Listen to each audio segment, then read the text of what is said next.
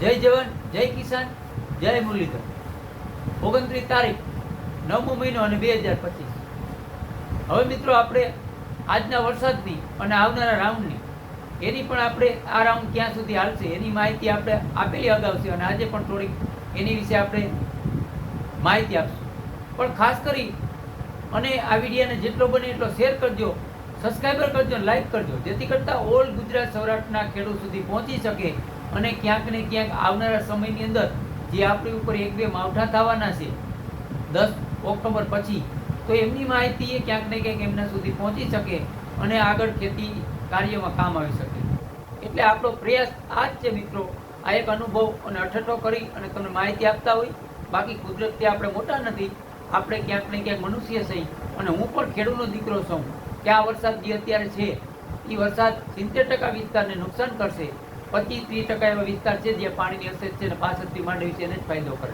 પણ જે થવાનું છે થઈને રહેવાનું છે, પણ જે થવાનું છે એમની માહિતી તમારા સુધી પહોંચાડી તો તમને થોડી ઘણી ક્યાંક મદદરૂપ થઈ શકે. એટલે આવો પ્રયાસ છે આપણો. બાકી મિત્રો, કાલે જે એશિયા કપની અંદર આપણી ભારતની જીત થઈ છે અને ભારત ક્યાંક ને ક્યાંક કપ જીત્યું છે, એમના માટે આપણે શુભેચ્છા આપીએ કે ક્રિકેટ પ્રેમીઓ માટે હું શુભેચ્છા આપું છું.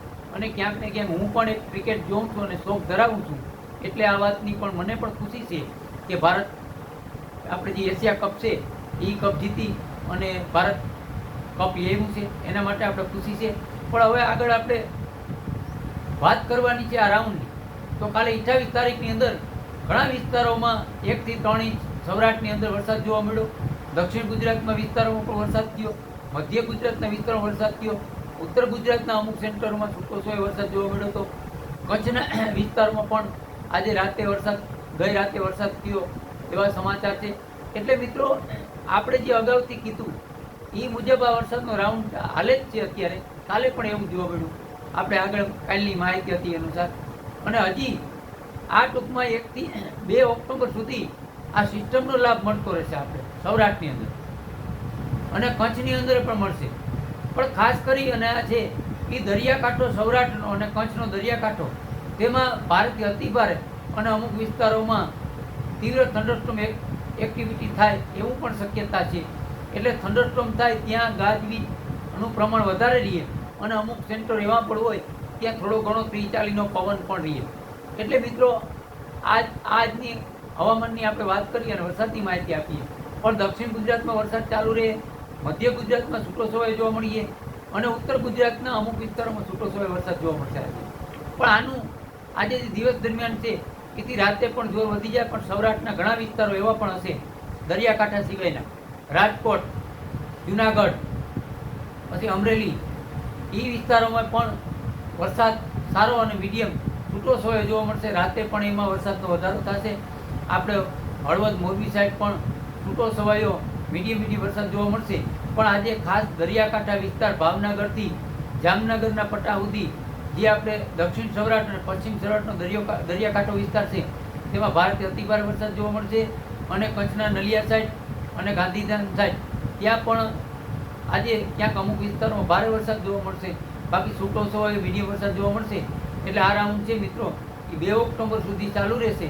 પછી પણ 1-2 દિન વચમાં મોરું રહીએ, પણ 5 તારીખથી પાછા સૌરાષ્ટ્રમાં વિસ્તારો વધારો થાય વરસાદનો અને ઓલ ગુજરાત, સૌરાષ્ટ્ર, કચ્છની અંદર છૂટોછવાયો વરસાદ મારા અંદાજ પ્રમાણે 9-10 તારીખ સુધી જોવા મળશે.